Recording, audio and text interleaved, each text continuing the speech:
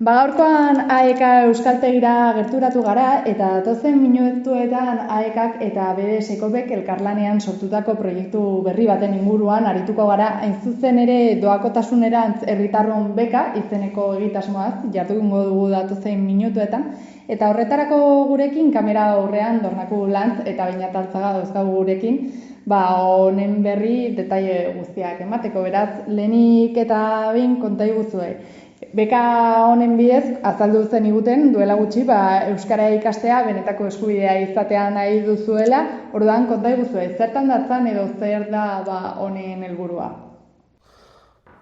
Egitasmo honen helburua, sanboz motzean da, herritarri guztiek benetako eskubide izatea, Euskara ikasteko edozein dela ere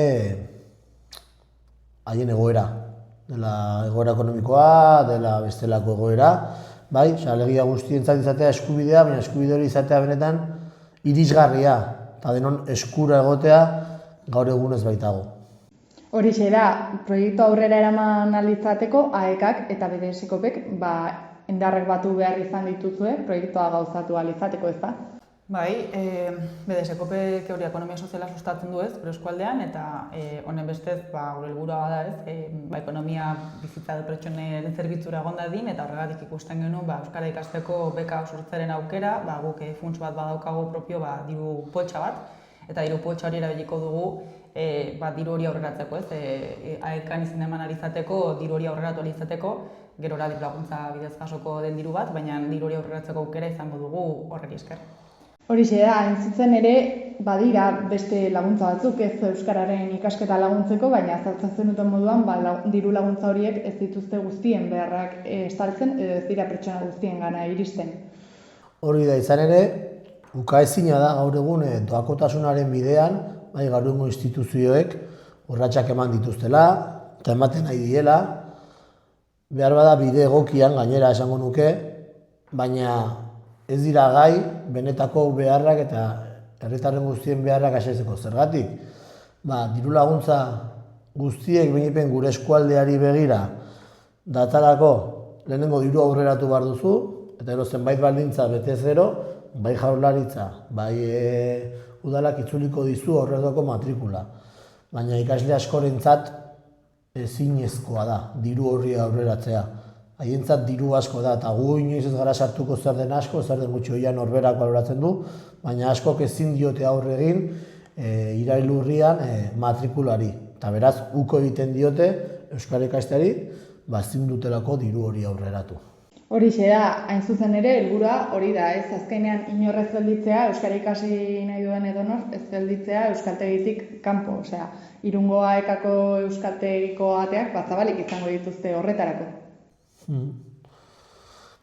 Azken batean, gertatu zen zaigulako, jendea hurbildu zaigu, aipatu diogu matrikula, egia da gaur egun B mailetan, A1 eta B mailetan jaurlaritzak atera duen diru laguntza berri baten bidez, matrikula nolabait merketu da, prezioa merketu da, baina oraindik ere zenbait lagunentzat prezioa da aurreratu beharra ezin dute, eta guk behintzat AEKatik eta pixkat ere BDSekin partekatua da, gure helburua bada bidasoan herritar guztiek euskaraz eroso bizi ahal izatea.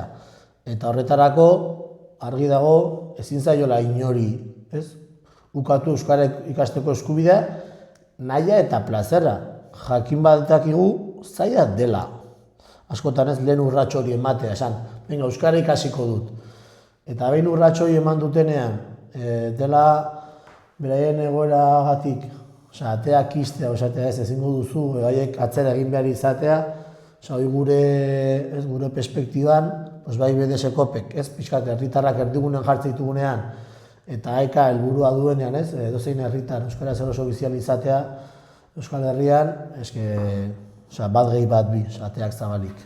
Honi gehitu behar diogu gainera pertsona askorentzat iraila garai konplikatua dela, azken finean gastu asko pilatzen diren momentua da, ikasturte hasierarekin asko baitira ordaindu beharrekoak, orduan laguntza ekonomiko hau edo babes ekonomiko hau dagoela jakitea askorentzat lasaitasuna izango da, ez da? Hori da pentsatu nahi duguna, ere AEKak urte asko ditu esperientzian horrekin ez izena emateak eta egoera horrekin topa ingo zuen askotan, ez? Eta ez da egual utxetik ateitzen den ideia bat, ez? Ez dakit zamakitan hori izango zen, minon esperientzia aldetik uste dut argi dugula, ez? Guztiz beharrezkoa den zerbitzu bat dela edo prozesu bat dela. Eta bueno, horregatik uste dute oinarri sendo baduela, ez? Ikusita urtez urte errepikatzen den egoera bat dela. Horixe da, azken finean BDS-Kopek proiektu honen barruan izango duena izango da abalista lana, ez? Bai, guk hori esan bezala diru poltsa bat egin dugu eta horrela guk badugu aukera jendeak bere txikotik aurreratu beharrean guk geunek diru hori aurreratu ahal izatea eta horrela urte guztiko diru hauetan kaina partean, ez? Jasotzen da. Eta ekainera arte itxoen gabe zuzenean beraiek hori denbora tarte hori osoa, kurtso hori osoa diru hori gabe bizi behar izan beharrean gu geunek aurreratzeko aukera dugunez hori ingo dugu, ez? Poltsa honek badu bere muga, baina uste dugu nahikoa izango dela hortzengo erronkari aurre egiteko eta hori, espero dugu kurtso guztiko tentsio edo diru poltsa horrekin tentsio horreri aurre egin ahal izatea. Horixe da, azpimarratu behar dugu ere, beka proiektu soil bat izatetik, zerbait handiagoa izatea nahi izan duzutela, horretarako herritarrak zuzenean inplikatu dituzue proiektuan. Nola gauzatuko da ideia hau? Hor, BDS-Kopek poltsarekin diru hori aurreratuko du, binon, izango da, gero kasuren batzuetan agian, posible izan daiteke, diru laguntza hori ez jasotzea, ez kurtso bukaeran. Ondorioz, guk aurreratutako diru hori ezingo litzateke itzuli, ez? BDS-Kopen poltsara. Eta ondorioz, diru hori itzuliko dela bermatzeko abalista sistema egin dugu. Abalista sistema honek pixkatu oinarria badu COP57 sistema baita. Eta nek suposatzen duna da, pertsona kopuru X batek asumitzen ditu, kasu honetan 5, 10, 20 edo 50 euroko abal kopuruak, ez? Eta honek esan nahi du ordainketa matrikularen bat ordaintzeke gelditzen bada, diru hori asumituko lukeela pertsona horrek. Hau da, beharko ditugu hainbat pertsona, kopuru nahiko ezer bat beharko dugu, kopururi guk boltsan dugun kopurua beste abalista beharko dugu, teorian ez dugu espero bat ere, ez, besteko dirurik beharko denik, asumitzen dugulako diru laguntzak funtzionatuko duela, baina oro har da pixkat alde batetik hutsune hori bermatzeko, eta bestetik ere sare horretan irudikatzeko, ez, guztiok, herritarrok guztiok nahi duguna dela bermatzea eskubide hau, euskara ikasteko eskubide hau, denen artean saretuz lagunduko dugula elkar horrela izateko, pixkat badelako ere AEK eta ekonomia sozialaren oinarria bera, elkartzetik eta herritarron lanetik eraikiak direlako erakunde hauek, eta logika hori elikatu nahi genuelako, ez, abalistaren sistemaren bidez, eta horixe, gero gaztaztasun gehiago emango ditugu, horren inguruan. Horixe da, ez dakit xehetasunen bat edo baldintzaren bat bete beharrote den beka honen onuradun izateko, zeren aipatzen zenuten bezala, guztien eskura egotea nahi duzu. Ez dakit euskaltegiko ikastaro guztietarako, matrikulazioetarako, maila guztietarako balio duen, edo pixka bat zeintzuk diren bete beharreko baldintzak. Ez gu aurten behintzat, hastapena izaki eta abiatuko dugun hontan, hor jarri dugun baldintza printzipioz bakarra, gero salbuespen ikusiko ditugu, baina baldintza da euskara ikasten hasi nahi duten entzat. Orduan, printzipioz, hasieran mailako jendeari zuzendua dago herritarron beka. Gero, datorren ikasturtean ikusiko dugu, eta horten, persona baten bat, biltzen bat zaigu, eta harekin hitz egin ondotik behar bada, ari ere luzatzen zaio herritarron beka, baina egia da, aurten nolabait, hola pixkat, talde xedea edo, euskal ikasten hasi nahi duten entzat dago zuzenduta. Hori nahi dugu azpimarratu, baten nahiko balu etorri ze bat prestatzera, horretarako beste bide laguntzak, eta gu aurten hasiera emango diogu, eta hasiera horretan iruditu zaigu garrantzitsuena dela hasi nahi duten horiei nolabait babesa hau eskaintzea, azkenean tornako esan bezala, hemen badolako jendea, euskaldundu nahi duena, baina ere badago jendea prest dagoena, baliabidea jartzeko besteek euskaldundu daitezen, orduan pixkat oinarri hortatik abiatuta, aurten hasiera mailakoak jarri ditugu hor pixkat. Eta babeslei dagokienez, nola egin barko dituzten ekarpenak, noiz izango da momentu hori, edo pixka bat nola kudeatuko duzuen gai hau? Bai, epea irekita dago, oso erresa da balista egitea, izena ematea galdetegi, online galdetegi bidez egin daiteke, edo hemen bertara hurbilduta ere, AEKako bulegora, Irunen. Eta izena ematearekin, esan bezala, diru kopuru baten konpromiso hartzen duzu, ezta? Eta horrazki duzu izena eman, eta besterik ez gehiago. Ondoren, ja kutxo bukaeran ikustean zenbat den, zuri barko zen kopurua, orduan jarriko ginateken harremanetan abalista taldearekin, eta zehaztuko genieken zenbat den ordaindu beharreko kopurua. Eta kopuru hori transferentzia bidez egingo litzateke berrezko kontura.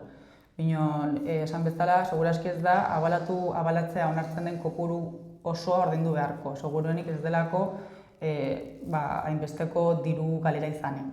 Ondorioz nik 5 euroko asumitzen baldin badut, gertatu daiteke seguruenik 2 euro edo 3 ordaindu behar izatea. Ondorioz beti abalatzea asumitzen den kopurua izango da, ordainduko den kopuru altuena, maksimoa. Beraz, esan bezala oso erresa da, izena ematea balista egiteko online galdetegia beteta momentu baten egiten da, ez da inongo datu pertsonalik eman behar ez bada kontaktatzeko moduren bat, eta esan bezala oso kopuru txikiak dira, erresa da egitea, eta oso seinale edo modu praktikoa edo gona da, euskara sustengatzeko. Hori da, elkarrizketazioan aipatu duzuen bezala, azken finean proiektu honen onuradun bakarrak ez dira izango ikasleak, azken finean denok izango gara onuradun, herria euskalduntzeko modua izango baita, ez da? Azken batean, asko aipatzen dugu ez balista izena, baina hemen azken gana da, babesten helduen euskalduntze prozesua.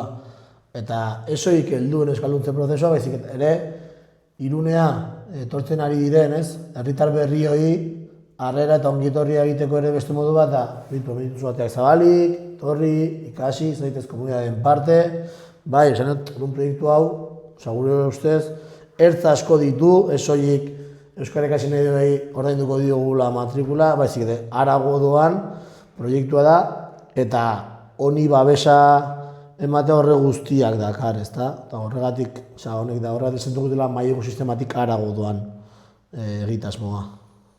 Hori da, eta aipatu behar dugu ere proiektua orain dela gutxi aurkeztu zenutela prentsaurreko batean. Ez dakitia da lehenengo erreakzioak jaso alditu zen, babesle edo ikasle posibleen aldetik, hau da, nolako harrera izan duen proiektuak lehenengo egun hauetan. Hori da, dagoeneko proiektu babesle batzuk ditugula, eta gero ikastetxetan abiatua dugula nolabait, proiektu honen berri familia lagun elkartearekin, familia lagun proiektuarekin batera. Orduan, horari bidea zabaltzen, orduan, honek pixka nolabait moteltzen du matrikula arrunta horregatik, orain urri hasieran garen honetan, oraindik ez ditugu ikasle asko, baina zergatik, ikastetxen bidez egindako lanketak oraindik denbora behar du, eta benetan gure ustez ikasle potentzial izan daitezken horien gana iristeko familia lagun bidez ari gara, eta nagusiki gara pixkat Nekanea, Dunboa, Tokialain, eta jekin ditugula lanketa propioak landuta, eta orduan oraindik ikasle gai horiek oraindik zaizkigu asko iritsi. Eta imaginatzen dut ondo bidean, asmoa izango dela ikasturte honetako esperientzia egokia bada, datozen ikasturteetan errepikatzea, beka hau, eta beraz, proiektu egonkor gisa mantentzea, ez da?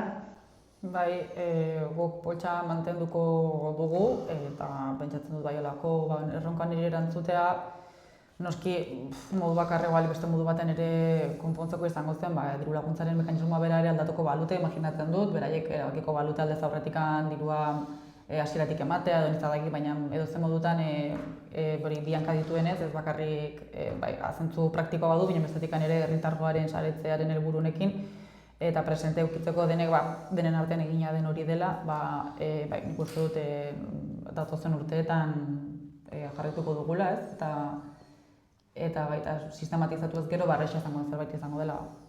Horixe da, hemendik gogoratuko dugu interesa duen guztiari bertara gerturatzea, bai zuengana, bai AEKara eta bere sekopera informazio bila, eta mila esker kontatutako eta proiektu martxan jartzeagatik asko eskertzen dizuegu.